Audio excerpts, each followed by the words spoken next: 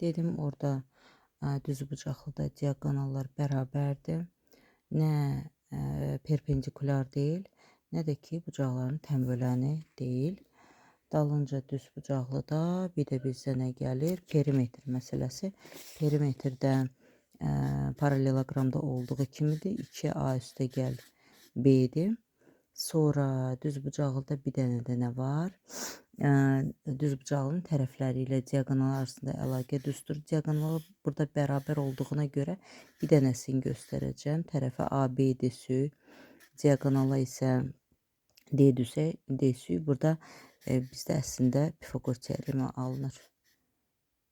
Pifaqor teoreminə görə, yəni diaqonalla tərəflər arasında əlaqə düsturu yaza bilirik düzbucaqlı üçün. Dalınca da gəlir bunun kvadrat. Kvadratda bütün tərəflər bir-birinə bərabər olan düzbucaqlıdır. Bütün bucaqlar bunun 90 dərəcədir. Bütün tərəflər həm bərabərdir, həm də qarşı tərəflər paraleldir. Bu şeyləri yazmaq lazım mütləq. Yəni bucaqlar bir-birinə bərabərdir. Bu düzbucaqlığın bir xüsusiyyətidir. Əslində düzbucaqlıda olduğu kimidir. Qarşı tərəflər bərabərdir. Sonra qarşı tərəflər paraleldir. Burada paralellik götürək ondansa və bütün tərəflərin bərabərliyini göstərək. AB bərabərdir BC, o da bərabərdir CD, o da bərabərdir AD. Çünki burada 4 tərəf, 4-ü də bir-birinə bərabərdir. Yalnız qarşı tərəflər amma bir-birinə nədir? Paraleldir. Bütün bucaqlar 90 dərəcədir. Sonra bunun diaqonallar kəsişir. Kəsişmə nöqtəsində yarıya bölünür. Bu fiqurların hər birinə aiddir əslində. Kəsişir, kəsişmə nöqtəsində yarıya bölünür diaqonallar.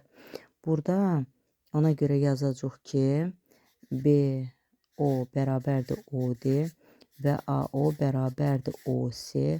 Onu yaza bilərik. Sonra deyərik ki, diaqonallar bir-birinə bərabərdir. Yəni AC bərabərdir BD. Sonra diaqonallar bir-birinə perpendikulardır. Həm kəsişir, kəsişmə nöqtəsində yarıya bölünür, həm bərabərdirlər, həm perpendikulardılar, həm də bucağın yenə də tənbölənidirlər. Diaqonallar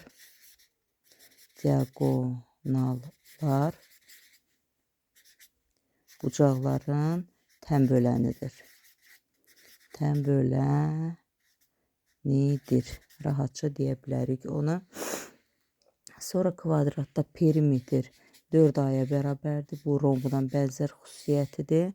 Və kvadratın tərəfi ilə diaqonal arasında əlaqə düsturu. Əgər kvadratın diaqonalına D, tərəflərinə isə A desək, onda bizdə D kvadratı bərabər olacaq 2A kvadratı.